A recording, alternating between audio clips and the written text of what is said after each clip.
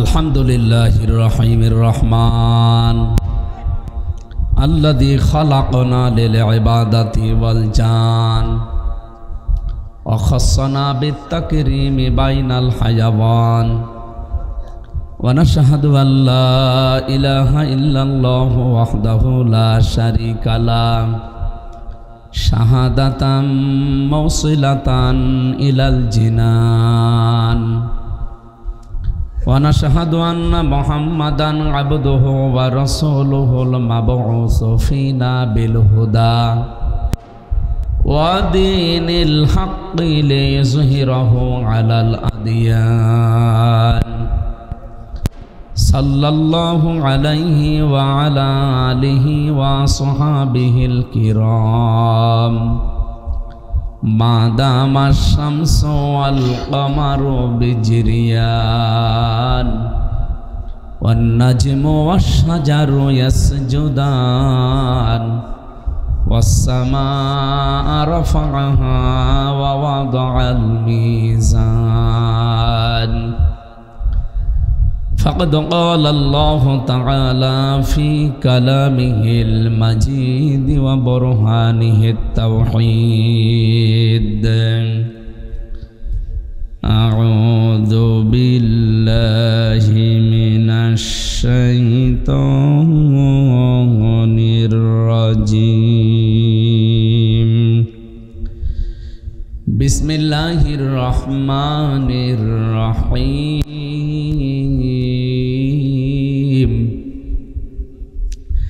الذين كفروا وصدوا عن سبيل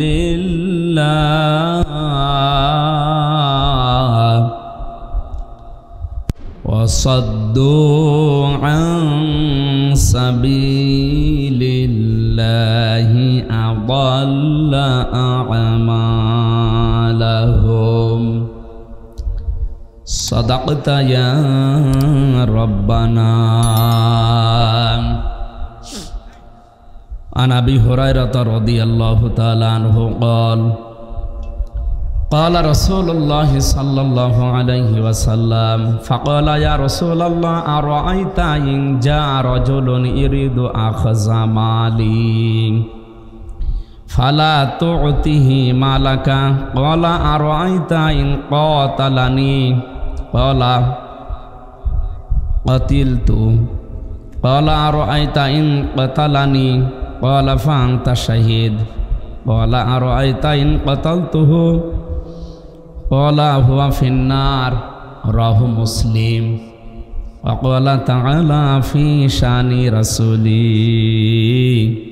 وما زادهم إلا إيمانا وتسليما. اللهم صل على محمد وآله وصحبه وبارك وسلم.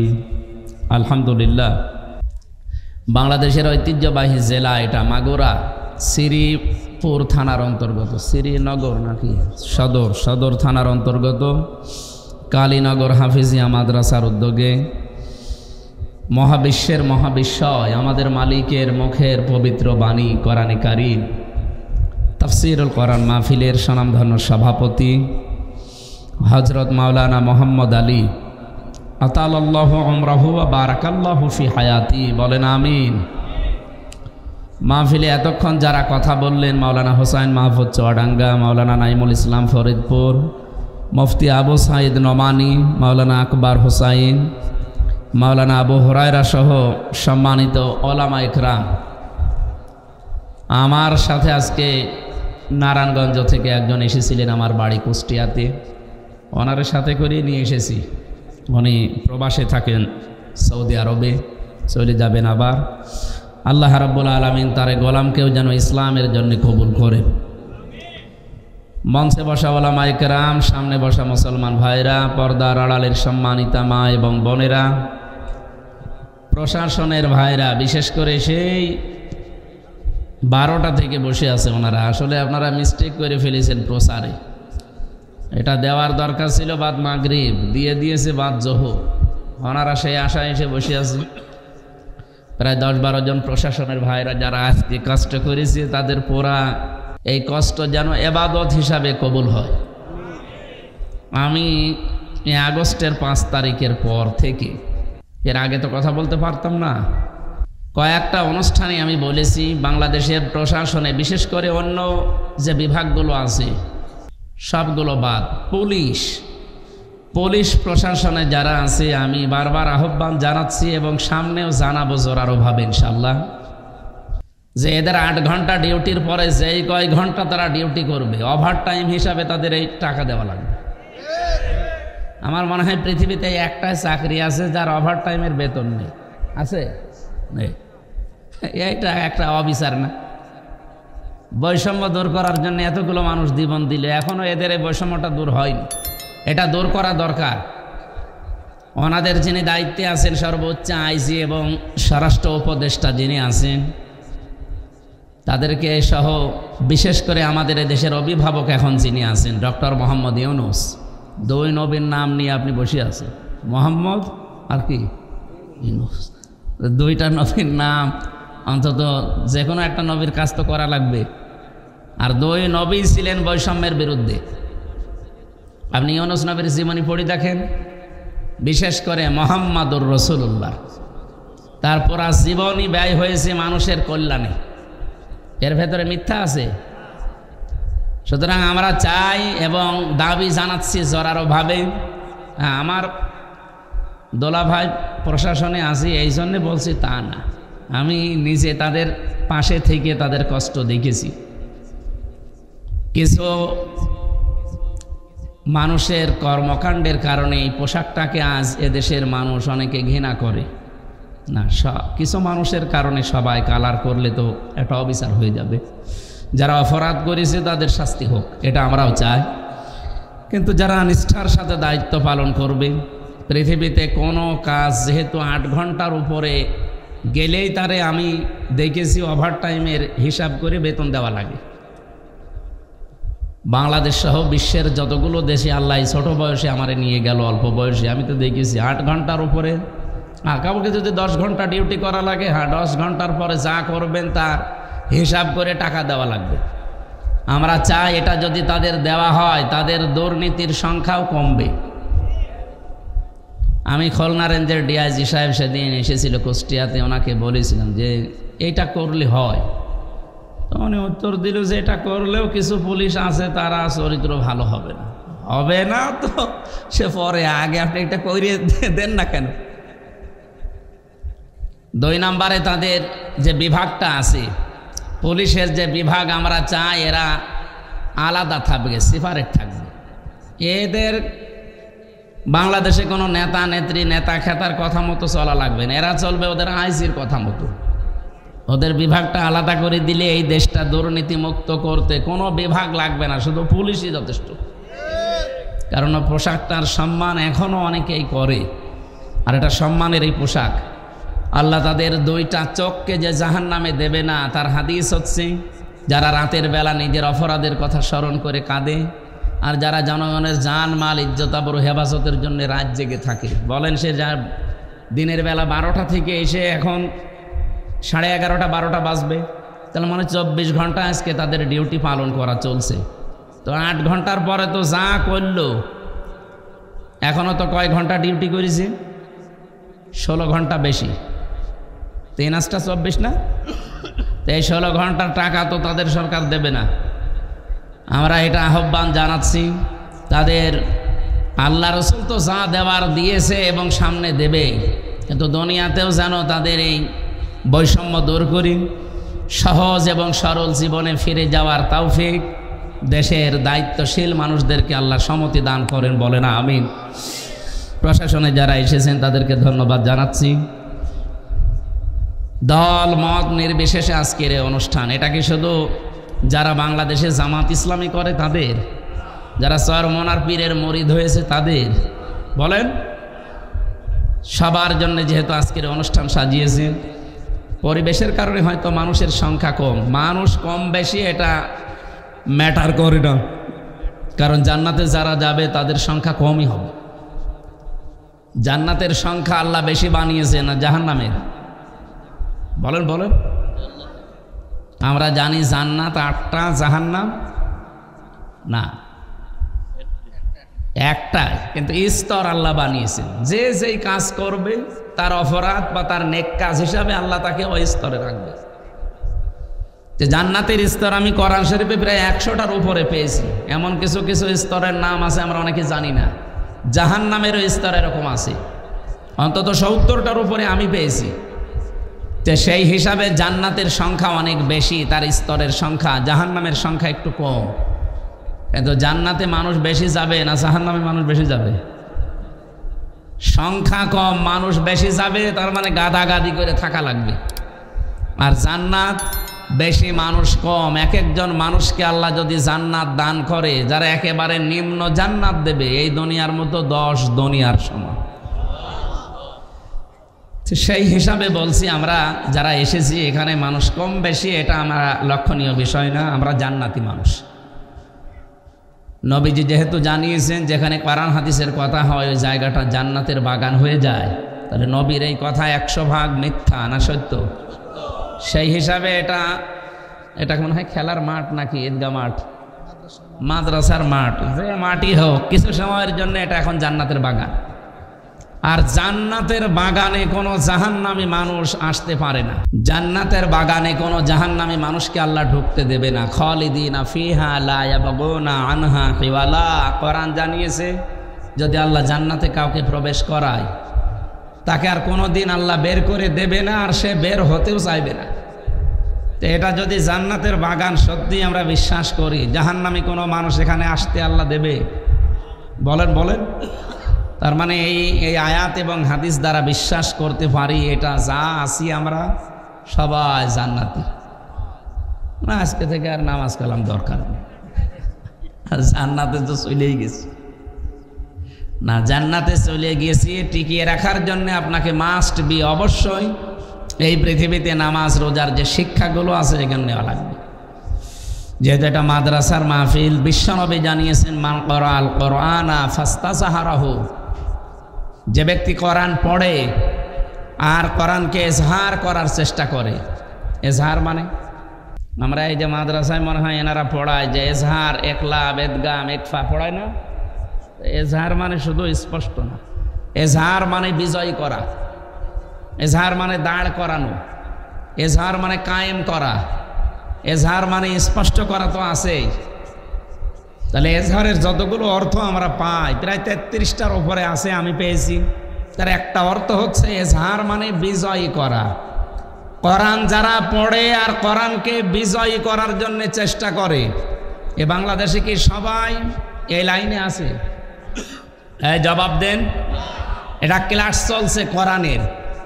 আমার বিশ্ববিদ্যালয়ে আমি এভাবেই ক্লাস করেছি, বিশেষ করে ডক্টর লোকমান, ওনার এক একটা শব্দের ব্যাখ্যা এইভাবে করত। এই জন্য কখন 45 মিনিট চলে যায় আমরা টেরই পেতাম না। আর আমি এমনও স্যারের ক্লাস করেছি, ঘন্টা পার হয়ে যাচ্ছে, ও ছাতা কি বলছে ও নিজেও বোঝে না, আমিও বুঝি। অন্তত আপনি আধা ঘন্টা শোনেন, এখান থেকে যেন আধা ঘন্টায় কিছু নিয়ে বাড়ি যাওয়া যায়, ঠিক আছে না?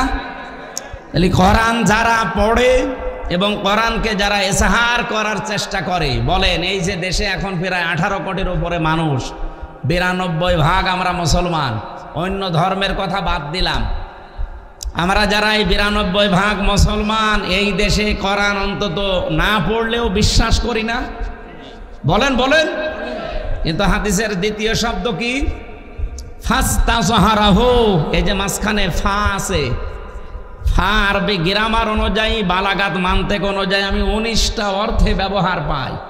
এখানে আজকের মাহফিলের সভাপতি উনি মনে হয় সহ সুপার না সুপার,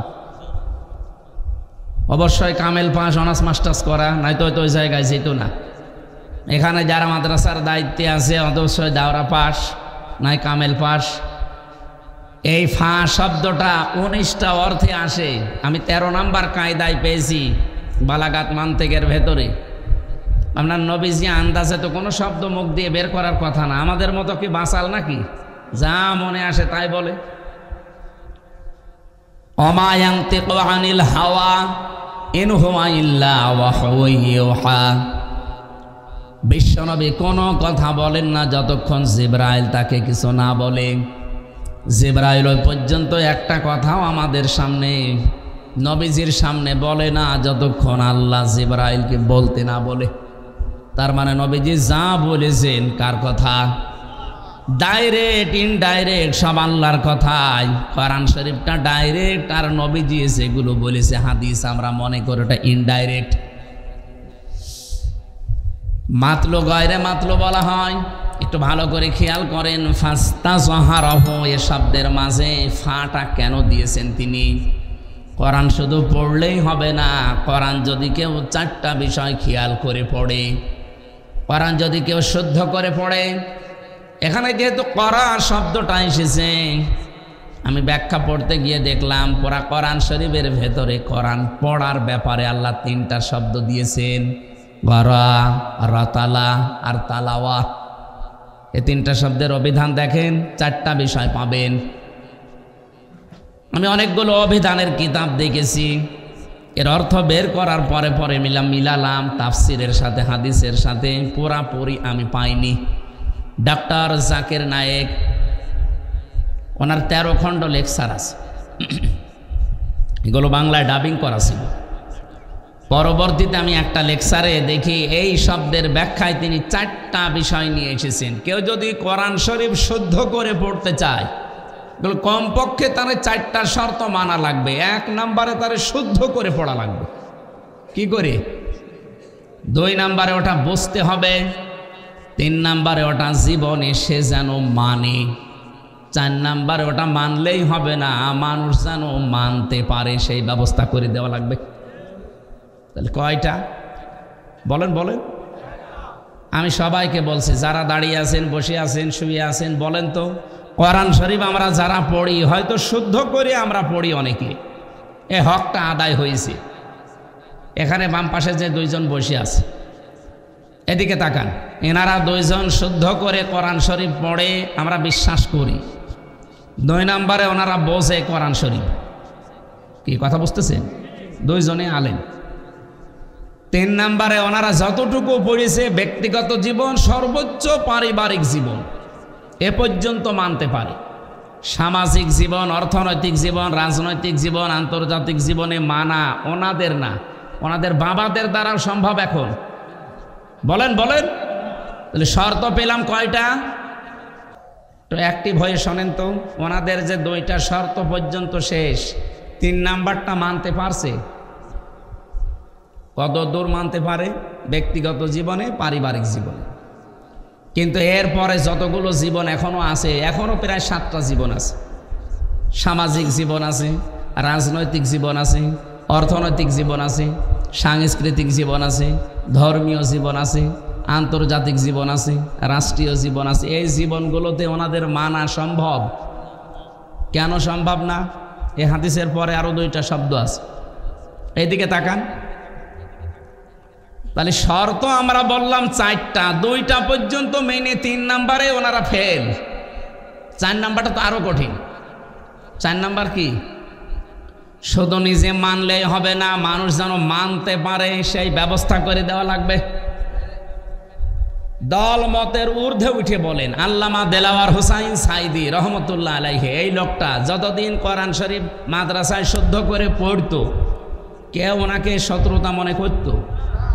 যতদিন উনি নিজে কোরআন বুঝেছে, কেউ শত্রু মনে করত? যতদিন উনি নিজে ব্যক্তিগত জীবনে, পারিবারিক জীবনে মেনে চলেছে, সন্তানাদি ছেলেদেরকে নিয়ে, মেয়ে তো নেই, ছেলেদেরকে নিয়ে মানত, কেউ ওনাকে শত্রু মনে করত? যেই বলেছে 4 নাম্বারটা যে আমি নিজে মানব না, আমি এটা মানাতে চাই, ব্যক্তিগত জীবন থেকে আন্তর্জাতিক জীবন পর্যন্ত যত দায়িত্ব আমার উপরে আসবে আমি কোরআন মানাতে চাই, তখনই তার নামে বিভিন্ন রকমের ডিগ্রি লেগে গেছে। এ প্রথম 3টা মানতে গিয়ে কেউ কিছু বলে না। 4 নাম্বারটা যেই শুরু করেছে তখন তিনি রাজাকার, তিনি ধর্ষক। এমনকি ওনার মামলায় এমন মহিলাকেও ধর্ষণ মামলার আসামি করে নিয়ে আসা হয়েছে। তারা মহিলাকে প্রশ্ন করছে, তাজুল ইসলাম, অ্যাডভোকেট তাজুল ইসলাম, উনি বলছে এই মেয়ে, এই যে মাওলানা সাইদি, উনি কি তোমাকে ধর্ষণ করিস? জি হ্যাঁ। তোমার জন্ম তারিখ কত? 1975 সালে। ধর্ষণ করেছি 1971 সালে। 71 সালে ধর্ষণ করেছে, তোমার জন্ম 75। ওটা কি রুহের জগতে? ওই দিনই ওনার মামলা ঢিসমিস হয়ে যাওয়ার কথা না? কিন্তু না, ওই যে কালা মানিক বিসি উড়ে গেছে। এমনি তো বিসি উড়ে যায়নি।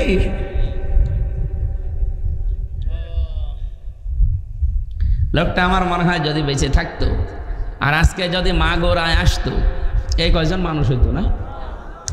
মাগুরা না বাংলাদেশের কোনো একটা ময়দান আছে যেখানে জায়গা দেওয়ার মতো? জালেমরা এমন একটা কাজ করে দিল। আর আমার একদিন দেখা হয়েছিল জেলখানা, আমিও তো 3 বছর ছিলাম, উনি ছিল 13 বছর। একদিন হালকা 10 মিনিটের জন্য দেখেছিলাম, তারপরে আর পাইনি। পরের দিন শুনলাম যে উনি মারা গেছে। মারা গেছে না, ওনাকে মেরে ফেলা হয়েছে। আমরা চাচ্ছি এই 54 বছরে, শুধু 15.5 বছর না, 54 বছরে যত অবৈধ হত্যা হয়েছে বিভিন্ন কায়দায়, বিচারের নামে আর বিচারের বাইরে, সব হত্যার বিচার করা লাগবে। তাহলে আগামীতে কেউ আর এরকম উল্টা পাল্টা হত্যা করতে পারবে না। কি আরম্ভ হয়েছে দেশে আপনি দেখতে পাচ্ছেন, মানুষকে পাথর দিয়ে পিটিয়ে মেরে ফেলছে। গতকালকেও একজনকে পিটিয়ে মেরে ফেলেছে লাঠি দিয়ে। আমি একটা হাদিস পড়ছিলাম না প্রথমে, কি শুনেছেন? আরবিতে বললাম, কি কিছু বুঝেছেন আপনারা? হাদিসের বাংলা বলছি এবার। বিশ্ব নবীর কাছে হযরত আবু হুরায়রা থেকে বর্ণিত, নবীজির কাছে একটা লোক, এদিকে তাকান, একজন লোক এসে বলে, ইয়া রাসূলুল্লাহ আরাআইতা ইন জা রাজুলুন ইউরিদু আখযা মালি, হে আল্লাহর রাসূল, যদি কেউ আমার সম্পদ ছিনিয়ে নিতে আসে, চাঁদাবাজি করতে আসে, আমি কি করব?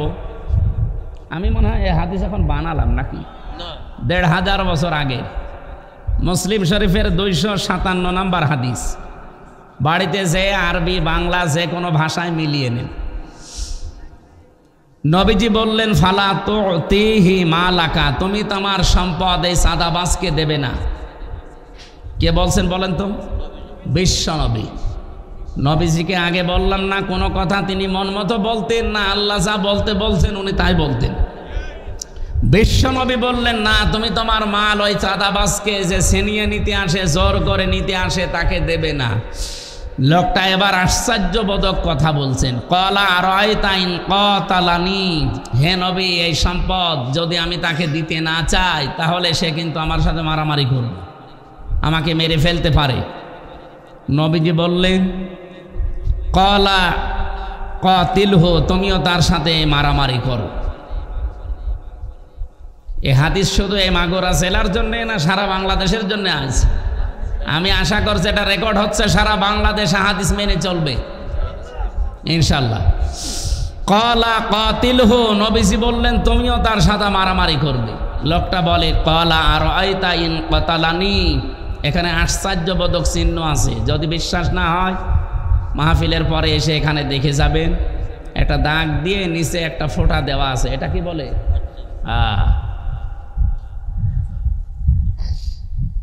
লোকটা বলে, ইয়া রাসূলুল্লাহ, কি বলেন আপনি? আমিও তার সাথে মারামারি করব, হাতাহাতি করব, যদি সে আমাকে মেরে ফেলে। বিশ্বনবী বলেন, ফা আনতা শাহিদুন, তাহলে তুমি শহীদ। আমরা মনে করি শুধু ধর্মের জন্য যুদ্ধ করে মারা গেলে শহীদ হয় না। শহীদ 7 প্রকার মানুষকে শহীদ বলা হয়। কয় প্রকার? সুতরাং এই যে মাইলস্টোন, এই স্কুল এবং কলেজে যে ছাত্রছাত্রীগুলো মারা গেছে সবগুলো শহীদ। আগুনে পুড়ে মরলেও শহীদ হয়, তারা সব আগুনে পুড়ে মারা যায়নি। যদি ঈমান থাকে আল্লাহ তাদেরকে শাহাদাতের মর্যাদা নসিব করেন, বলেন আমিন। এবার শেষ কথা বলছি। লোকটা বলে, ইয়া রাসূলুল্লাহ, ক্বালা আরাআইতা ইন ক্বাতালতুহু, যদি আপনি কি বললেন এটা, যদি আমি তাকে হত্যা করে ফেলি, এই যে মারামারি ধস্তাধস্তি করতে গিয়ে যদি সে মরে যায়, নবীজি এবার বলেন হুয়া ফিন্নার, সে জাহান্নামী। তোমার মাল ছিনিয়ে নিতে, ডাকাতি করতে বা চুরি করতে, চাঁদাবাজি করতে এসেছিল, তুমি দিতে চাওনি, মারামারি হয়েছে, তুমি মরে গেছো, তুমি শহীদ। আর যদি তুমি তাকে মেরে ফেলো তাহলে সে জাহান্নামী। এই হাদিসটা আজ বাংলাদেশে আমার মনে হয় যদি কার্যকারী থাকতো, 92% আমার নবীজির উম্মত, চাঁদাবাজি হওয়ার কথা বলেন। আমার ভাইরা, আমি যে শব্দ থেকে পর্যন্ত এসেছিলাম, আল্লামা সাইদি শুধু নয়, এই পৃথিবীতে ইমাম আবু হানিফা রহমতুল্লাহ আলাইহে, ইমাম আহমদ বিন হাম্বল রহমতুল্লাহ আলাইহে, যত বড় বড় আলেমদের জীবনী আমি পড়ে দেখেছি, যতদিন তারা কোরআন শুদ্ধ করে পড়েছে, শুদ্ধ করে পড়ার পরে বুঝেছে, ব্যক্তিগত জীবন পারিবারিক জীবনে মেনেছে, কেউ শত্রুতা করেনি তাদের সাথে। যখনই বলেছে না আমি এটা মানাতে চাই, ব্যক্তি থেকে শুরু করে আন্তর্জাতিক জীবন পর্যন্ত আমি যেমন মানতে চাই, মানাতেও চাই, তখনই তাদের জেল হয়েছিল। কারো 8 বছর, কাউকে রিমান্ডে নিয়ে এমন বেঁধে রেখেছিল যে হাত ডিসকানেক্ট হয়ে গেছে। জীবনী পড়তে গিয়ে দেখেছি হযরতে আবু হানিফা রহমতুল্লাহ আলাইহে 8 বছর শুধু জেলখানায় কাটাননি, তাকে বিষ দিয়ে শেষ পর্যন্ত মেরে ফেলেছে। বাংলার মুসলমানেরা শুধু কোরআন শরীফ শুদ্ধ করে পড়ে যদি মনে করেন আমার হক আদায় হয়ে গেছে, কে বলেছে আপনাকে? আপনি কি আমার সাথে বেশি বোঝেন? আমি নিজে ব্যাখ্যা করেছি, পড়েছি, বুঝেছি, এরপরে বলছি। শুদ্ধ করে পড়লেই হক আদায় হয় না, এটা বুঝতে হয়। শুধু বুঝলেই হয় না, মানতে হয়। শুধু মানলেই হয় না, মানাতে হয়। এই 4টা শর্ত মেনে যারা কোরআন পড়ে আর কোরআনকে যারা বিজয়ী করার জন্য চেষ্টা করে, ব্যক্তিগত জীবন থেকে একেবারে আন্তর্জাতিক জীবন পর্যন্ত কোরআন থাকবে বিজয়ী। কি থাকবে বলেন বলেন? এই 54 বছরে কোরআন বিজয়ী আছে নেই? ফাস্তা সাহারা হয়ে শব্দের অর্থ আমি বিজয় করলাম কেন? কারণ এর পরে যে 2টা শব্দ আছে দেখেন, ফাহাল্লা হালালাহু, এর আছে ফাহাল্লা হালালাহু ওয়া হারামা হারামাহু। কোরআন যদি বিজয় থাকে তাহলে হালালকে হালাল জেনে মানা সহজ, আর হারামকে হারাম জেনে মানা সহজ। আপনি হালালকে হালাল জেনে মেনে নিতে পারবেন, আর হারামকে হারাম জেনে ছেড়ে দিতে পারবেন। কোরআন বিজয়ী না থাকলে হালালকে হালাল জানার পরও আপনি মানতে পারেন না, হারামকে হারাম জানার পরও আপনি ছেড়ে দিতে পারেন না। কোরআন বিজয় না থাকলে আপনার এই যে অবস্থার ধারাবাহিকতা এমন আকাশ পাতাল হয়ে যায়। একজনের বেতন মনে করেন 2 লক্ষ টাকা, আর একজনের বেতন মাত্র 10,000, অথচ 2 জনেই এক জায়গায় থাকে, এক শহরে থাকে, ছেলে মেয়েও তাদের 2টা করে। বাস্তবতায় এখন যে লোকটার মাত্র 10,000 বেতন আর যার 2 লাখ, এই লোকটা করবে কি? কোরআন যে বিজয়ী থাকলে কি হয়? একজন গাছতলার, একজন একেবারে আসমানে থাকবে না। আজ কমিউনিস্ট পার্টি যারা করে তারা বলে যে কেউ 10 তলায়, কেউ গাছতলায় হবে না, সব সমান করে দেব। ইসলাম এইটা চায়, কিন্তু ওদের মতো করে না। ইসলাম চায় যাকাত ভিত্তিক অর্থনীতির মাধ্যমে, ইসলাম চায় দানের মাধ্যমে, ইসলাম চায় সাদগার মাধ্যমে, ইসলাম চায় হক আদায় করার মাধ্যমে। আপনি 2 লক্ষ টাকা বেতন পাচ্ছেন, ও 10,000 টাকা বেতন পাচ্ছে, ঠিক আছে, কিন্তু আপনার ওই 2 লক্ষ টাকার ভেতরে অনেকগুলো জিনিসের হক লুকিয়ে আছে। আপনার বাড়িতে যে গোলা আছে, মনে করেন 50 মণ ধান, এই 50 মণই কি আপনার? ওর ভেতরে মুরগির খাবার আছে না? কথা বলেন না কেন? ফসল কাটলে আপনি সব বাড়িতে তুলে আনতে পারবেন না, ওখান থেকে ওসর দেওয়া লাগবে। এই জন্য ইসলাম যদি বিজয় না থাকে সেখানে এই অবিচারটা হয়। এই যে পুলিশদের ওপরে যেটা হচ্ছে, আজ এসপির বেতন মনে করেন 70,000 টাকা, আর কনস্টেবলের বেতন 8,000 টাকা, অথচ 2 জনই থাকে এক জায়গায়, ছেলে মেয়ে 2 জন, ওনারও 2টা, এরও 2টা। এখন বাম হাতের ইনকাম করতে বাধ্য হবে না ছোটখাটো? ইসলাম থাকলে এটা করতে দেবে না। আপনি 70 না 80 আনা 1 লাখ টাকা বেতন পান, কিন্তু এর অবিচার যেন এর সাথে না হয়, যেন বাম হাতের ইনকাম না করে, সেরকম একটা ব্যবস্থা এই লোকটাকেও করে দেবে আগে। আপনি একেবারে প্রতি মাসে 70-80 হাজার বেতন পাবেন আর নিয়ে বাড়ি চলে যাবেন, জীবনও না। ওর ভেতরে অনেকগুলো হক বের করা লাগবে, শেষে ও যা আপনিও তাই। এইটা ইসলাম তৈরি করে দেখিয়েছিল খলিফাতুল মুসলিমিন হযরত ওমর। আমরা এতদিন শুনলাম যে মদিনার সনদে নাকি দেশ চলবে, চলেছে মদিনার সনদে, কিন্তু মোদির সনদে চলেছে। আমরা আগামীতে মোদির সনদ না, এদেশে যদি চলে মদিনার সনদ চলবে ইনশাআল্লাহ। তাহলে কোরআনকে বিজয়ী না থাকলে হালালকে হালাল মানা যায়। আপনি জানেন যে এটা হালাল, কিন্তু মানতে পারবেন না। আপনি জানেন এটা হারাম, জানার পরেও ছাড়তে পারবেন না। এই কারণে এই কথাগুলো বলা হয় স্টেজে এসে, যে ভাই কোরআনকে বিজয় করেন, প্রত্যেকের হক ঠিক মতো পেয়ে যাবেন।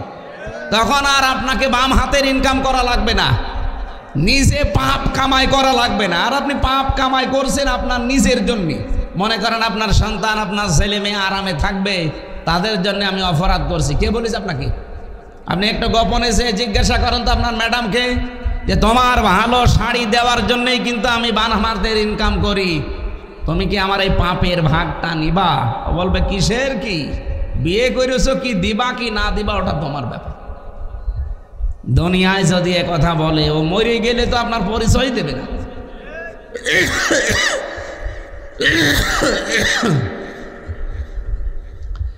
এই জন্য সাবধান বাণীগুলো আল্লাহ যেহেতু আগে থেকে উচ্চারণ করে দিয়েছে, এই প্রশ্নপত্র আগে থেকেই ফাঁস করা আছে। এরপরেও যদি কেউ ফেল করে, আমার মনে হয় ওর মতো গভেট আর এর মতো অগা ছাত্র দুনিয়ায় আর নেই। আমরা এরকম গভেট হব? অপদার্থ। সচেতন হওয়ার চেষ্টা করছি। কোরআনে কারিমকে সত্যিই যদি আমরা এই 4টা শর্ত মেনে পড়ে বিজয়ী করার চেষ্টায় থাকি, আর যদি আল্লাহ দয়া করে দেশে কোরআনকে বিজয়ী একবার করে দেয়, আপনি দেখবেন হালালকে হালাল জানার পরে মানতে পারবেন, হারামকে হারাম জানার পরে ছেড়ে দিতে পারবেন। কি হবে শেষে? নবীজি বলেন আদখালাহুল্লাহুল জান্নাহ, আল্লাহ তাকে জান্নাতে দিয়ে দিয়েছে। না জান্নাতে দেবে, দিয়েছে। আদখালা এটা মাঝি, এটা মাঝি অতীতের শব্দ। নবীজি মোজারে দেননি যে বর্তমান ভবিষ্যৎ। এখন আমার প্রশ্ন, আমরা তো এখনো মারা যাইনি, জান্নাতে চলে গেলাম কি করে? হাদিসের ব্যাখ্যা হচ্ছে এটা, সত্যিই যদি আপনি কোরআন শুদ্ধ করে এই যে 4টা শর্ত মেনে পড়তে পারেন, মান করাল কোরআনা ফাস্তাজাহারাহু, আর কোরআনকে বিজয় করার চেষ্টায় থাকেন। আর আমার তো মনে হয় 92% মুসলমানের এই দেশে, অন্য 8% মানুষ যদি নাও চেষ্টা করে, আমরা 92% মানুষ চেষ্টা করলে ইসলামে দেশে কায়েম হয়ে যাওয়ার কথা, কোরআনে কারিম বিজয়ী হয়ে যাওয়ার কথা। যদি কোরআন বিজয়ী হয়ে যায়, তাহলে আপনি হালালকে হালাল জেনে মানতে পারছেন, আর হারামকে হারাম জানার পরে ছেড়ে দিতে পারছেন। নবীজি বলেন, এরকম একটা ব্যক্তি, পরিবার, সমাজ আর রাষ্ট্র যদি গঠন হয়ে যায়, মানুষ যেন বিশ্বাস করে যে আমি জান্নাতে আছি। যে সমাজে আপনি যাকাত ভিত্তিক অর্থনীতি দেখতে পাবেন, তখন চুরি থাকবে না, ডাকাতি থাকবে না, চাঁদাবাজি থাকবে না, মানুষ অভাবের তাড়নায় মানুষের ঘরের শীত কাটবে না। আমাদের মতোই রক্ত মাংসে গড়া মানুষ ছিল হযরতে খলিফাতুল মুসলিমিন, 5ম খলিফা বলা হয় ইসলামের, ওমর ইবনে আব্দুল আজিজ রহমতুল্লাহ আলাইহি। ওনার জামানায় একটা লোক বস্তার ভেতরে জাকাতের পয়সা নিয়ে ঘুরতেছিলেন এলাকায়। জাকাত কে নেবে, জাকাত কে নেবে? 7টা দিন একাধারে ঘুরেছেন, একটা লোক পাননি যে বলবে যে জাকাত আমার দরকার। কেন? ওই দেশে কি গরিব মানুষ ছিল না? 7 দিন একাধারে ঘুরতেছে বিশাল এরিয়া, সৌদি আরব কিন্তু বাংলাদেশের মতো এতটুকু দেশ না। এই দেশের 14টা দেশ জোড়া দিলে যত বড় হবে বাংলাদেশ, সৌদি আরব একাই অত বড়। আমি পুরাটা ঘুরেছি, এত বড় বিশাল দেশ 7 দিন ঘুরতেছি, একটা লোক পাইনি। ক্লান্ত শ্রান্ত হয়ে গাছের নিচে বসে একটু বিশ্রাম নিচ্ছে, খেজুর গাছের নিচে। দেখে একটা লোক, চিন্তা করছে এই লোকটা তো খেজুর গাছের নিচে পরিশ্রান্ত হয়ে পড়ে আছে, মনে হয় গরিব মানুষ হবে। কাছে যেয়ে বলছে, ভাই আমার এই বস্তার ভেতরে কিছু টাকা নিয়ে ঘুরতেছি, জাকাত দেব, মানুষ পাই না, আপনি আমার এই টাকাগুলো নেন। আপনারে দেখে মনে হচ্ছে গরিব মানুষ। লোকটা মাথার নিচে যে বাস্তা ছিল ওইটা তুলে এসে বলছে, আপনার কি মনে হয় যে বাস্তার ভেতরে ছিঁড়া কাঁটা আছে? আপনি ঘুরতেছেন কয়দিন আমি জানি না, আমি আর 7 দিন একাধারে ঘুরতেছি। আমার এই বাস্তার ভেতরে জাকাতের টাকা নিয়ে একটা লোক এত বড় এরিয়ায় পেলাম না যে এসে বলবে যে জাকাত আমার লাগবে। কি দিয়ে হয়েছিল এটা বলেন তো? কোরআন দিয়ে বলেন, বলেন। আমি কি গল্প বলছি আপনার সামনে? এই দৃশ্য আমরা দেখতে চাই না, শুধু শুনে শেষ করলে হবে, এটা দেখা লাগবে না সামনে।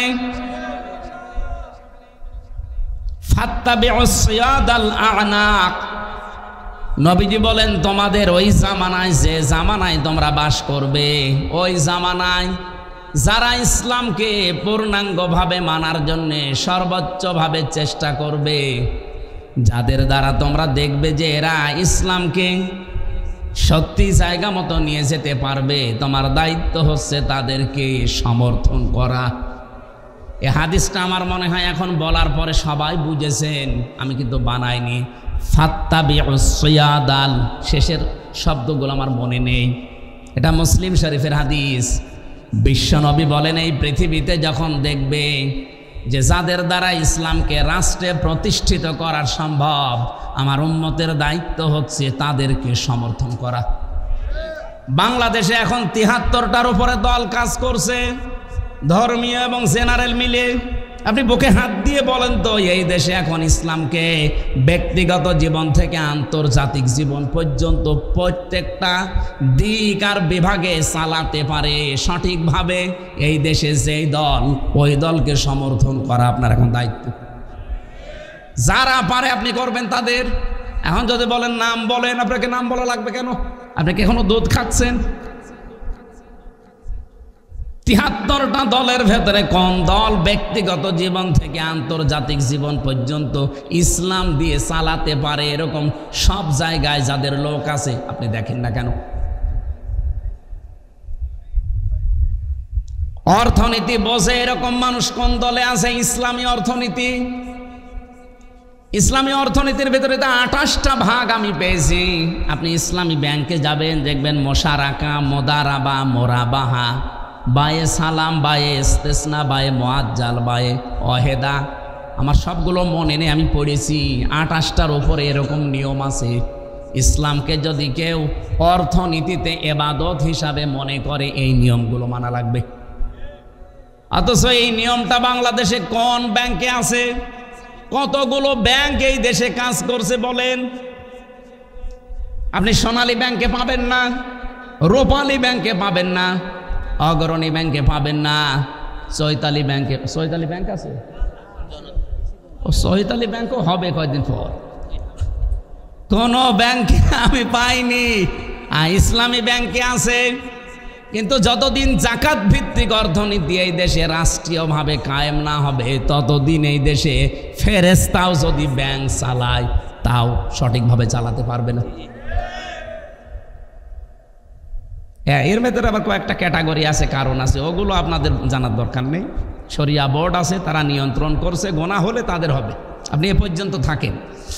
এখন বলেন, আপনি নামাজকে ইবাদত মনে করলেন, কারণ এই যে এশার নামাজ পড়ে আসলাম, সর্বোচ্চ 13 থেকে 15 মিনিট সময় লেগেছে। কয় মিনিট? এই 15 মিনিট যদি কেউ ইবাদত মনে করে, আপনার জীবন কি শুধুমাত্র এই 24 ঘন্টায় 15 মিনিট? বলেন বলেন। এখনো 23 ঘন্টা 45 মিনিট সময় আপনার হাতে আছে। তো ওই সময়টা এরকম নামাজের মতো ইবাদত করা লাগবে না? এর ভেতরে যদি 8 ঘন্টা আপনি ব্যাংকে ডিউটি করেন, ওই 8 ঘন্টাও এই নামাজের মতো ইবাদত মনে করা লাগবে। কখন হবে ওইটা? যখন যাকাত ভিত্তিক অর্থনীতি এই দেশে কায়েম থাকবে আর ব্যাংক চলবে ইসলাম দিয়ে। এখন চলছে। এই যে পুলিশ 8 ঘন্টার জায়গায় আজকে 24 ঘন্টা ডিউটি করছে, এর এই 24 ঘন্টায় নামাজের মতো ওই 15 মিনিটের মতো ইবাদত হওয়া লাগবে। কি কথা বলেন না কেন? আমি কিছুক্ষণ আগে টয়লেটে গিয়েছিলাম, পেশাবখানায়। পেশাব করে ওযু করে আসতে মনে করেন আমার 10 মিনিট লেগেছে। আমি যাবার সময় আল্লাহুম্মা ইন্নী আউযু বিকা মিনাল খুবুসি ওয়াল খাবাইস পড়লাম।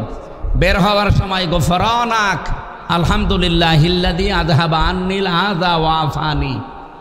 আল্লাহ, একটা কষ্টদায়ক জিনিস তুমি আমার ভেতর থেকে বের করে দিলে, এই জন্য তোমার শুকরিয়া।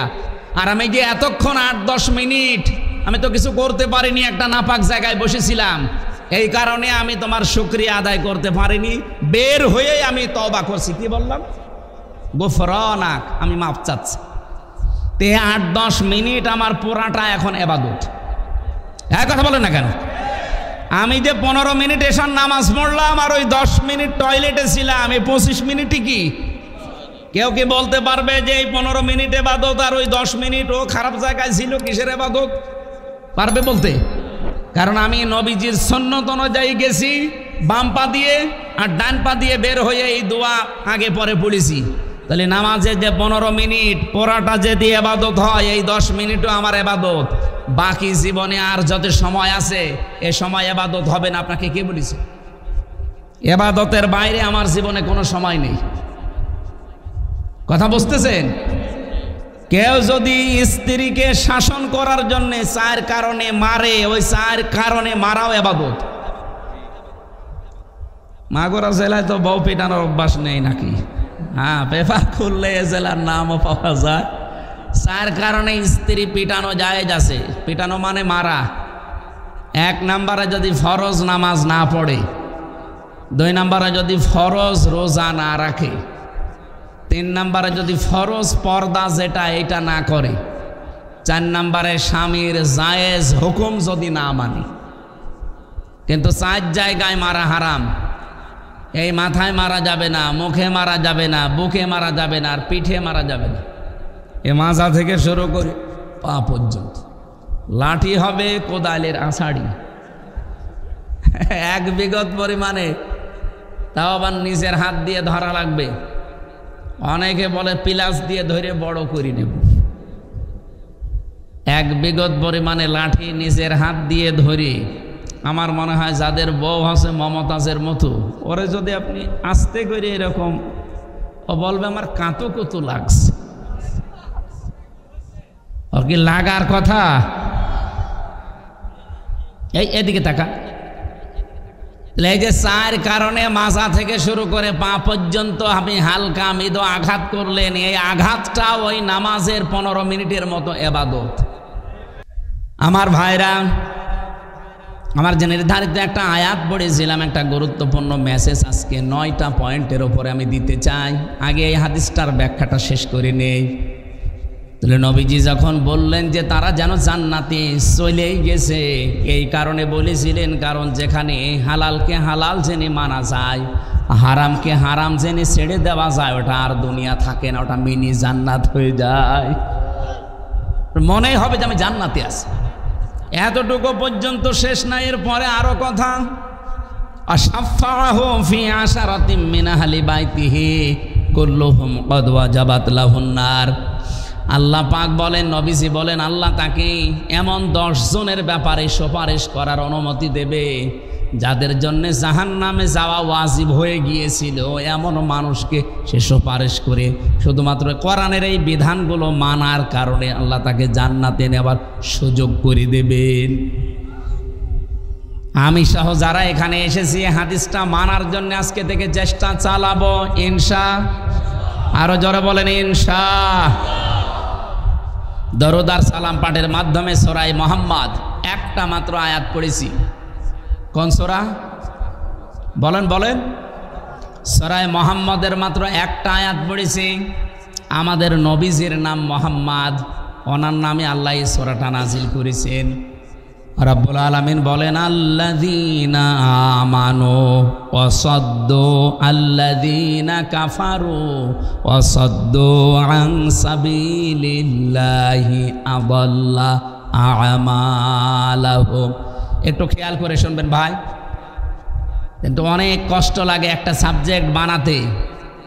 আজকের আলোচনার বিষয় হচ্ছে ইসলাম বিরোধী সমাজে, ইসলাম বিরোধী সমাজে কি কি কাজ হয় সেই কাজগুলো আমরা দেখব। আমাদের তো আর ইসলাম বিরোধী সমাজ আমরা মনে করি না, কিন্তু হচ্ছে এরকম কিছু কাজ।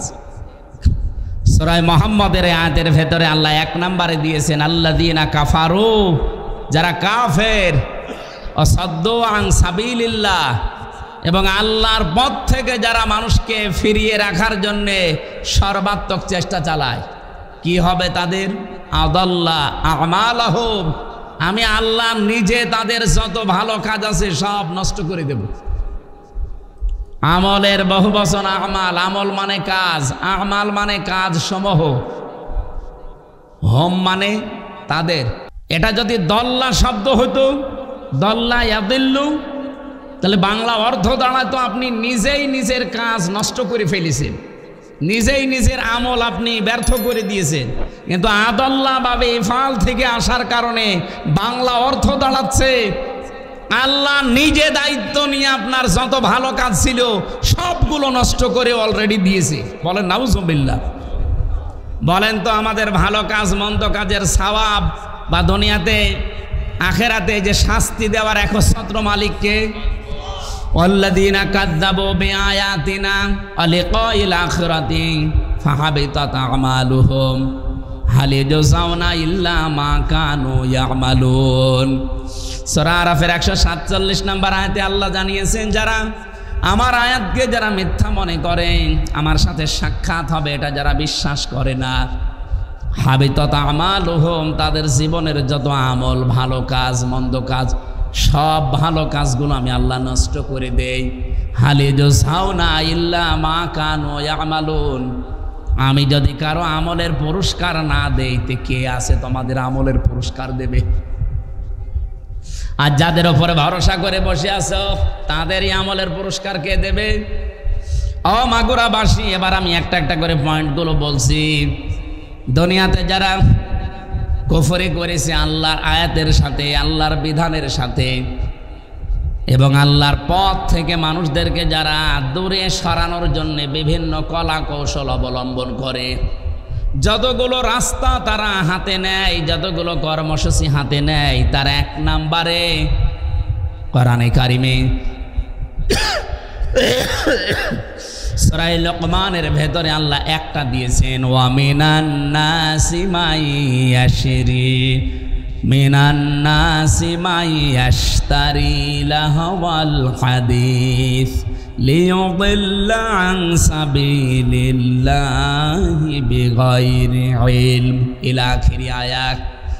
আল্লাহ পাক বলেন, মানুষের ভেতরে অনেক মানুষ এমন আছে এরা অনর্থক কথাবার্তা ক্রয় করে নিয়ে আসে টাকা পয়সা দিয়ে। গান বাজনা, সিনেমা, থিয়েটার, নভেল, নাটক, উপন্যাস, বিভিন্ন বাজনা যেগুলো শয়তান ব্যবহার করে, এরকম কিছু টাকা পয়সা দিয়ে তারা কিনে নিয়ে আসে। এমন অনুষ্ঠানগুলো খরিদ করে, মেলা লাগিয়েছে, অথবা এমন একটা নাম দিয়েছে যেখানে ওই জিনিস পাওয়া যায় না। বৃক্ষ মেলা নাম দিয়েছে, বৃক্ষ নেই। শিশু মেলা নাম দিয়েছে, শিশু নেই, শুধু শিশুর খালারা আর মামারা। এরকম মেলা নেই। নাম দিয়েছেন আপনি শিশু মেলা, কই শিশু কই? বই মেলা নাম দিয়ে এমন এমন বইগুলো সেখানে আমদানি করে যেগুলো পড়লে আরো মানুষের চরিত্র খারাপ হয়। এই সমস্ত কাজ কারবার যারা টাকা পয়সা দিয়ে করে, কেন করে জানো? এদের উদ্দেশ্য হচ্ছে এই কাজের দ্বারা তারা আল্লাহর বিধান থেকে, আল্লাহর পথ থেকে দূরে সরে থাকবে। আজ বাংলাদেশে বহু মুসলমান এই ধান্দায় এই কাজগুলো করে। গানের অনুষ্ঠান সাজিয়েছে, মেলা দিয়েছে, এমন এমন জিনিসপত্র খরিদ করে, ক্রয় করে, টিভি, সিডি, নভেল, নাটক, এমন বই নিয়ে আসে যেগুলোর দ্বারা দুনিয়া আখিরাতে কোনো উপকার নেই, শুধু ক্ষতি ছাড়া। ওদের উদ্দেশ্য হচ্ছে এগুলো মানুষ ক্রয় করবে, পড়বে, নিয়ে আসবে, সময় নষ্ট হবে, আল্লাহর পথ থেকে দূরে সরে থাকবে। আল্লাহর আয়াতকে তারা হাসি ঠাট্টা বানায়। তাহলে ইসলাম বিরোধী যত সমাজ ব্যবস্থা আছে পৃথিবীতে, সেখানে এই কাজটা 1 নম্বরে হয়, আর এটা বাংলাদেশে নেই। এই কথা বলে না কেন? এগুলো কাফেররা আর কয়জন করছে? নামধারী মুসলমানরাই বেশি করছে। কারণ 92% মুসলমান আমরা। কাফের আর কয়জন আছে এই দেশে? 100 জনের মাত্র 8 জন আছে কাফের। তারা তো এত মুসলমানকে খারাপ কাজে লাগাতে পারে না। পারছে আমাদের ভেতরে নামধারী কিছু ইমানদার মুসলমানেরা, যারা আল্লাহর পথ থেকে মানুষকে সরানোর জন্যে অনর্থক এই জিনিসপত্রের আয়োজন করে। 2 নম্বরে, তারা শুধু আয়োজন করে শেষ করে না, তারা আল্লাহর পথে বাধা দেওয়ার জন্য উঠে পড়ে লাগে। এটা সূরা হামিম সেজদার 26 নম্বর আয়াতে আপনি এই তথ্যটা পাবেন। ওয়াকালাল্লাযীনা কাফারু লা তাসমাউ লিহাযাল কুরআন ওয়ালাগাউ ফীহি লাআল্লাকুম তাগলিবুন। ওই জামানায় কাফেরেরা বলতো সব চলতে দাও, কিন্তু মুহাম্মদ যেখানে কোরআন আলোচনা করে ওইটা শোনাও যাবে না, চলতে দেওয়াও যাবে না। আজ তো হয়তো 1500 বছর আগের সেই সময় নেই, সময় পাল্টিয়েছে। আজ আয়ামে জাহিলিয়াতের যুগ নেই, কিন্তু এই বাংলাদেশে আমরা এখন দেখতে পাই কোরআনের সঠিক কথা বলতে গেলে রাজনীতি হচ্ছে, এই কথা বলেই সে অনুষ্ঠানও বন্ধ করে দেয়। আমার মনে হয় এরা যদি নবীর জামানায় থাকতো, এরা নবীকেও বাধা দিত। ইসলাম বিরোধী সমাজে এই কাজটা হয়। তারা কোরআনের আলোচনা শুনতে রাজি না, সব চলুক, কোরআনের সঠিক কথা বলতে গেলে বিভিন্ন নাম দিয়ে সেটা বন্ধ করে। এটা অন ইসলামিক সমাজে এই কাজগুলো হয়। আমি কিছু মানুষের জীবন দেখে আশ্চর্য হয়ে গেছে। এই যে বাইরে কয়েকদিন আগে ছিলাম, মালয়েশিয়াতে, সিঙ্গাপুরে, থাইল্যান্ডে, এরাও আমাদের মতো রক্ত মাংসে গড়া মানুষ। আল্লাহ যে একজন আছে এ মানুষগুলো জানে না। এমন এমন জায়গায় গিয়েছিলাম যে দেখি এক বাজারে, কুকুরের বাজার, কুকুর জবাই করে মাথা রেখে দিয়েছে, মনে হচ্ছে ছাগলের মাথা। বিড়াল বেঁধেরই গেছে, 15-20টা বিড়াল বেঁধেরই গেছে, জবাই করবে। ব্যাং 4-5 কেজি ওজনের ব্যাং, এক একটা ব্যাং প্রায় 7-8 হাজার টাকা, 2000 টাকা কেজি। কাঁকড়া, এই 1.5 কেজি 2 কেজি ওজনের কাঁকড়া। এরপরে শামুক। আমি একজনকে জিজ্ঞাসা করছি এই মাথাগুলো কিসের? মজা হুজুর ডগ। ডগ মানে কৈত্য। এরা মানুষ। আল্লাহ রসুল পরকাল মরে যাওয়ার কোনো চিন্তা নেই। রাত 1:30, 2টা, 3টার সময় আসতাম হোটেলে ফিরে, দেখি ওই বাজারে বয়ফ্রেন্ড, এই গার্লফ্রেন্ড, এক হাতে মদের বোতল, এক হাতে সিগারেট, আর বুকের ভেতরে বান্ধবী। বলেন নাউজুবিল্লাহ। আর পোশাক আশাক তো আল্লাহ রসুল জানে কি পরে না পরে। এই যে কঠিন অবস্থা এদের জীবন হচ্ছে, এই রাত 11:30, 12টা থেকে শুরু করে এরা, ওই একেবারে ফজরের আজান দিলে আবার যার যার ঘরে চলে যায়, সারাদিন ঘুমায়, আবার রাত 11টা 12টায় আসে। কি জীবন বলেন তো এদের। আল্লাহ সেই তুলনায় অন্তত ভেতরে হালকা পাতলা ইমান তো আমাদের দিয়েছে। আর এমন একটা দেশে আছি যেখানে অন্তত আমরা 100 ভাগের, এই সিঙ্গাপুরের মতো 95 জন অমুসলিম না, 5 ভাগ মাত্র মুসলমান ওই দেশে। আর আমরা এখানে 92 ভাগ একাধারে আমরা মুসলিম। এরপরও যদি অন ইসলামিক সমাজে যেই কাজগুলো হয় এখানে সেই কাজগুলোই হয়। ওদের ভেতরে আর আমাদের ভেতরে পার্থক্য কি? ওরা সরাসরি কুকুর খাচ্ছে, বিড়াল খাচ্ছে, আর আমরা সরাসরি গরু খাচ্ছি, ছাগল খাচ্ছি। অন ইসলামিক সমাজে এই কাজগুলো হয় যে কোরআনে বাধা দেয়, বিভিন্ন অনর্থক জিনিসপত্রের আমদানি করে, গান বাজনা বলেন, সিনেমা, নভেল, নাটক, থিয়েটার, উপন্যাস, এগুলো আমদানি করে মানুষকে আল্লাহর পথ থেকে তারা দূরে সরানোর চেষ্টা চালায়। 3 নম্বরে পেয়েছি তারা গরিবদেরকে শত্রু মনে করে। এই দেশে এখন গরিবদেরকে শত্রু মনে করে। এখন মনে করেন যে কি বলেন আপনি, গরিবদেরকে শত্রু মনে করে মানে? হ্যাঁ, জাহান্নামে যেই মানুষগুলো মুসলমান দাবি করার পরেও যাবে, তাদের 4টা কারণ পেয়েছি আমি। তার ভেতরে 1 নাম্বার কারণ হচ্ছে তারা অলাম না কোন তিআমুল মিসকিন। ওরা মুসলমান দাবি করতো কিন্তু নামাজ পড়তো না। এই আয়াত দ্বারা যেটা আমি ফতোয়া বের করতে পেরেছি, মুসলমান দাবি করেও যদি কেউ নামাজ না পড়ে, বাংলাদেশে সে যে দল করুক, ও জাহান্নামে যাবে। বলেন তো এই কথা কি ফেরেশতারা জাহান্নামের যে দারোয়ান আছে মালিক, ওই ফেরেশতা জাহান্নামের মানুষদেরকে জিজ্ঞাসা করবে, মা সালাকাকুম ফি সাকর, এই সাকার নামক যে জাহান্নামের স্তর, এই জায়গায় কেন আসলে? 1 নম্বরে যত মানুষ আছে জাহান্নামে, প্রথম নম্বরে জবাব ক্বালু, সবাই বলবে লাম নাকু মিনাল মুসাল্লিন, নামাজ পড়তাম না। আমার প্রশ্ন, কোন হিন্দু কি বলবে আমি নামাজ পড়তাম না? বলেন বলেন, কারণ ওদের ধর্মে নামাজ আছে। কোন খ্রিস্টান কি বলবে আমি নামাজ পড়তাম না? ওদের ধর্মে নামাজ আছে। কোন বৌদ্ধ বলবে আমি নামাজ পড়তাম না? ওদের ধর্মে নামাজ আছে। তাহলে এ কথা বলতে পারে কে? মুসলমান। বলেন বলেন, এ একেবারে স্পষ্ট ফতোয়া না? আল্লাহর ফতোয়া, সূরা মুদ্দাসসিরের 44 নম্বর আয়াত। যে মুসলমান দাবি করার পরেও নামাজ পড়ে না, সে যে কোনো ওসিলা দিয়েই হোক, আপনি বিশ্বাস করতে পারেন সে জাহান্নামে চলে গেছে। 2 নম্বরে ওয়ালাম নাকু নুতিআমুল মিসকিন, আমি এতিম মিসকিনদেরকে সহ্য করতে পারতাম না, তাদের খাবার দিতাম না। আজ এতিম মিসকিনদের খাবার দেওয়া দূরের কথা, এতিম মিসকিন অসহায় মানুষের খাবার আরো মেরে খাওয়া হয়। সেদিন একটা জরিপ পেয়েছিলাম, বাংলাদেশে যত টাকা বাজেট আসে এই অসহায় মানুষদের জন্য, যে কাবি খা, এরপরে রাস্তার জন্য যে বাজেট হয়, এটা যদি সঠিকভাবে ব্যয় হইতো, একটা রাস্তা 100 বছর টিকে যাওয়ার কথা 120 বছর টিকে যেত। 100 টাকা বাজেট হয় একটা রাস্তায়, মাত্র 3 টাকা খরচ হয়, আর 97 টাকা ওই সে মন্ত্রণালয় থেকে এই আল্লাহর ওলি পর্যন্ত আসতে সব সিন্নি হয়ে যায়। তো এই রাস্তাটাই খরচ হবে 100 টাকা, 100 বছর যাওয়ার কথা। যদি 3 টাকা খরচ হয় তো কয় বছর যাবে? এই জন্যই তো যায় না, ডেলিভারি রোড হয়ে যায়। আর যত দোষ দেয় যে না হয় না বাজেট, কে বলেছে বাজেট আসে না? আমি লেখাপড়া করিনি, আমি দেখিনি, আমি নিজে শুনেছি, দেখেছি। আমার দাদা চেয়ারম্যান ছিল,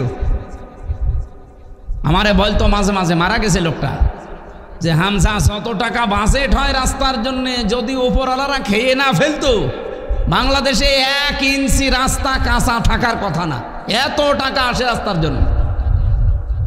কিন্তু হয় না। এই জন্যই তো আমিরে জামাত ডাক্তার শফিকুর রহমান এই যে জাতীয় সমাবেশ সেদিন 19শে জুলাই এমনি ঘোষণা দিয়েছে যে আমরা যদি সত্যি এদেশে যেতে পারি, বাংলাদেশ জামাত ইসলামী থেকে কোনো এমপি মন্ত্রী সরকারের কোনো গাড়ি নেবে না, ট্যাক্স ফ্রি গাড়ির ব্যবহার করবে না। নিজের গাড়ি যদি সাইকেল থাকে সাইকেলে যাবে, এমনকি সরকারের যে প্লট ফ্ল্যাট এগুলোও নেবে না, দরকার হয় নিজে ভাড়া থাকবে, যে কয় টাকা পাবে সরকার থেকে ওই টাকা দিয়ে। এমনকি যত টাকা বাজেট আসবে 1টা টাকা চুরি করি না, সব জনগণের সামনে ওপেন বলবো, এই কয় হাজার টাকা এসেছিল, এই কয় হাজার টাকা খরচ হয়েছে। বাংলাদেশ 5 বছর না 3 বছরে দাঁড়িয়ে যাবে।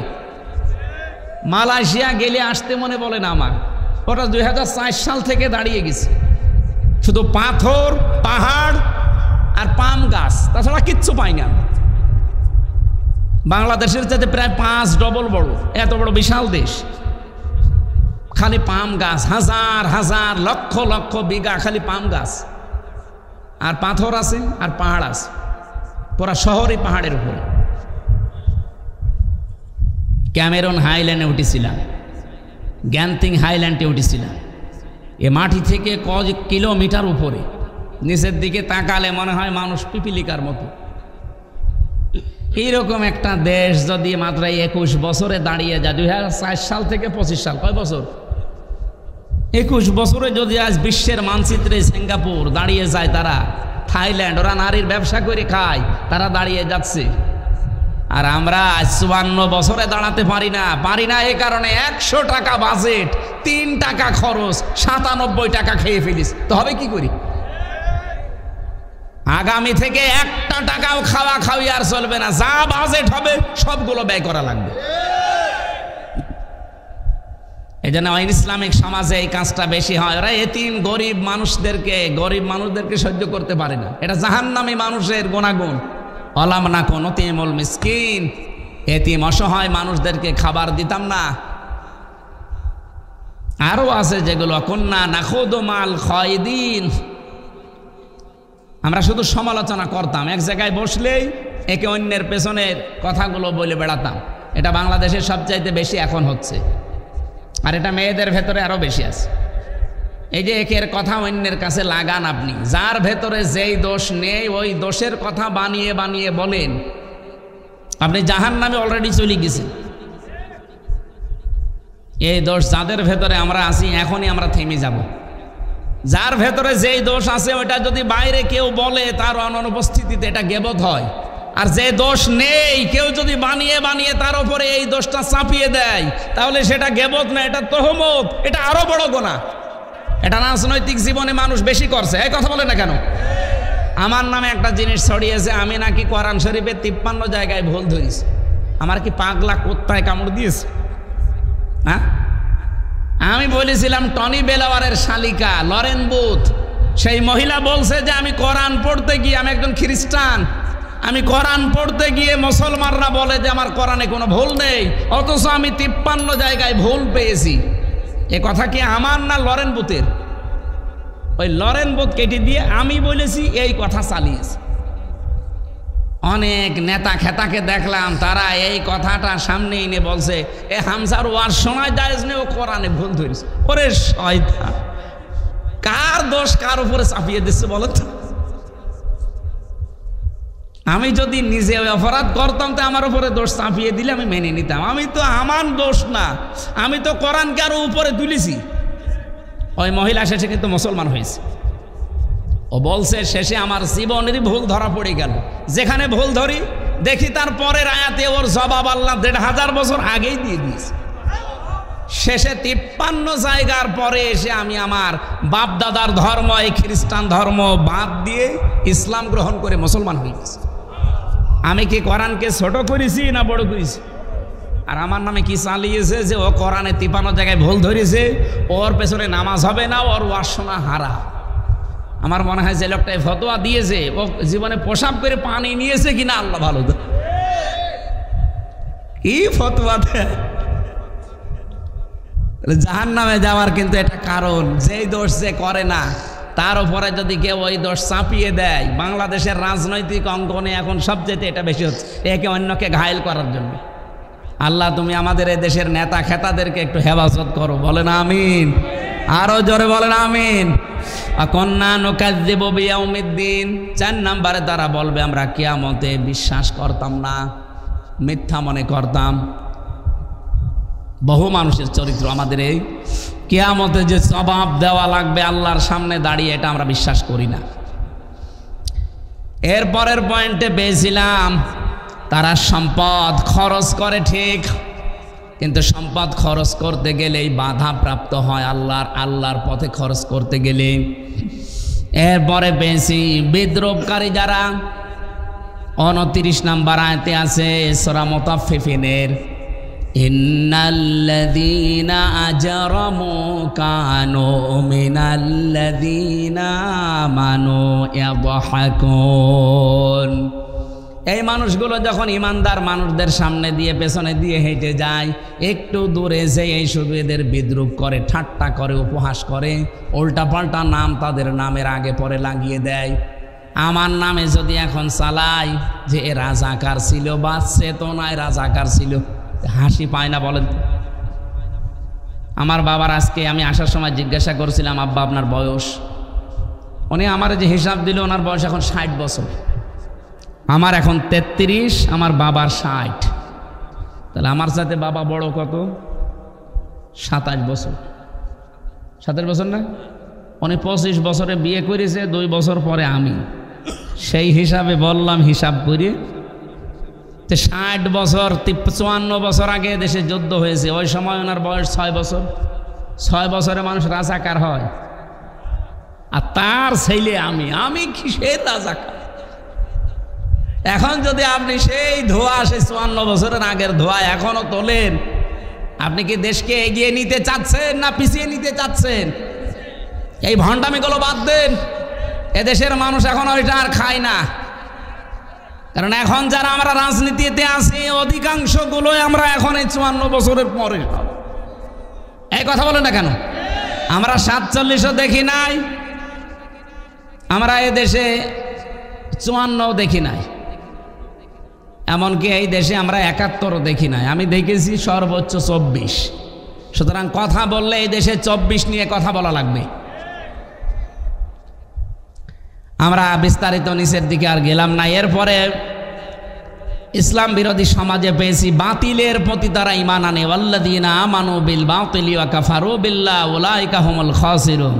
6 নম্বরে পেয়েছি মুখে মুখে তারা ঈমান আনার কথা বলে, কিন্তু তাদের অন্তরে ঈমান নেই। সূরা বাকারার 8 নম্বর আয়াতে এটা আছে। মানুষের গোলামি থেকে মুক্ত হওয়ার চেষ্টা তারা করে, কিন্তু সেই সমাজে পারা যায় না। এটা সূরা বালাদের ভেতরে আছে 11 থেকে শেষ পর্যন্ত। আমি শুধু পয়েন্টগুলো বললাম, একটু বাড়িতে মিলিয়ে দেখবেন যে ইসলাম বিরোধী সমাজে যে কাজগুলো হয় বাংলাদেশে তার সব কয়টা হচ্ছে। এই পয়েন্টগুলো সব আমি কি বানিয়েছি? বলেন। 1500 বছর আগে আল্লাহ এখানে দিয়েছে, সেখান থেকে আমি শুধু নোট করে আপনাদের শোনালাম। ফাক্কু রাকাবা আও ইতআমুন ফি ইয়াউমিন যী মাসগাবা। এখানে প্রায় যতগুলো আয়াত আছে আল্লাহ রাব্বুল আলামিন ইসলাম বিরোধী সমাজে যে কাজগুলো হয়। আমাদের এই দেশ পৃথিবীর দ্বিতীয় বৃহত্তম একটা মুসলিম দেশ। এত মুসলমান পৃথিবীর কোনো দেশে, আর একটা দেশে আছে শুধু ইন্দোনেশিয়ায়, তাছাড়া কোনো দেশে পৃথিবীতে নেই। এরপরে আমরা, আর সেই দেশে অন ইসলামিক যত কাজ, থাইল্যান্ডে যা হয় সব যদি এই দেশে হয়, সিঙ্গাপুরে যা হয় সব যদি এই দেশে হয়, তো থাইল্যান্ড আর বাংলাদেশের পার্থক্য কি? আমরা আগামীতে এই দেশকে থাইল্যান্ড বানাবো না মালয়েশিয়া? বলেন বলেন। ইনশাল্লাহ এই দেশ মালয়েশিয়াকে ছাড়িয়ে যাবে। শুধুমাত্র কোরআনে কারিমকে 5 বছর লাগবে না, 3 বছরের জন্য ছেড়ে দেবেন। এই আহ্বান শুধু আপনাদের কয়েকজনকে না, বাংলাদেশের 18 কোটি মানুষের সামনে আমি এই মিডিয়ার মাধ্যমে রাখলাম। আল্লাহ যেন আমাদের সম্মতি দান করেন, বলেন আমিন। আল্লাহুম্মা আমিন। লা ইলাহা ইল্লা আনতা সুবহানাকা ইন্নী কুনতু মিনাজ জালিমিন। রব্বুল আলামিন, রাত 12টা প্রায় বেজে যাচ্ছে। আজ 2 দিন আমি অসুস্থ হয়ে পড়ে আছি হাসপাতালে।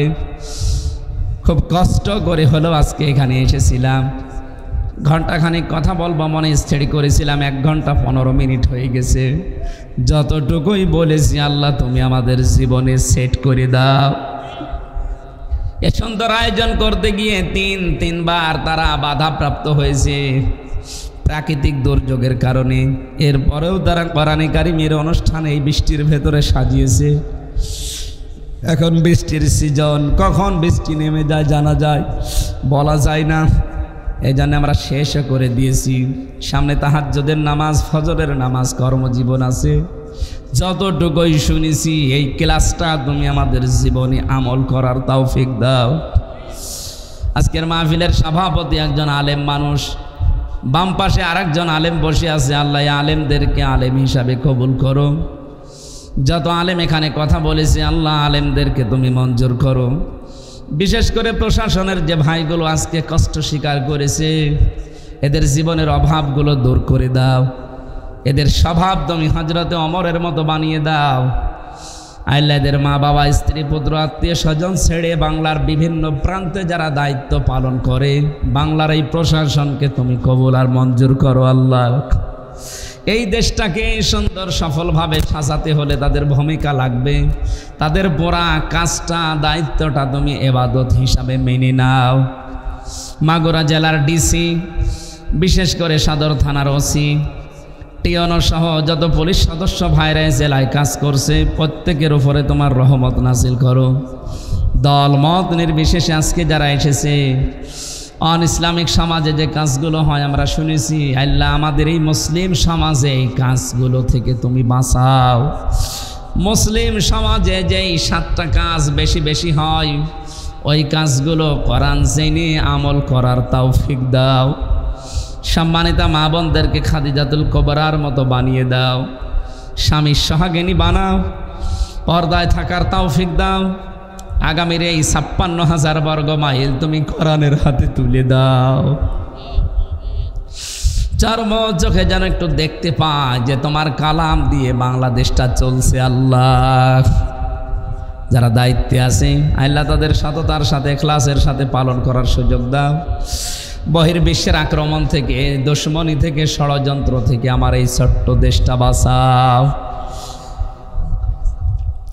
আল্লাহ তাআলা সম্মানিত বড় ভাই ইসরাফিল সাহেব, এই মাদ্রাসার সম্মানিত সভাপতি, তোমার নবীর ঘরের দায়িত্ব সে নিয়েছে, তাকে তুমি মঞ্জুর করো, তার ব্যবসা বাণিজ্যে বরকত দান করো। এলাকায় মাটির নিচে যারাই ঘুমিয়ে আছে কোরআনের ইজ্জতে মাফ করে দাও। হাফেজ নাইম, আল্লাহ ছোট মানুষ, তাকে কবুল করো। তার বাবা অসুস্থ, শেফায়ে কামেলা আজেলা নসিব করো।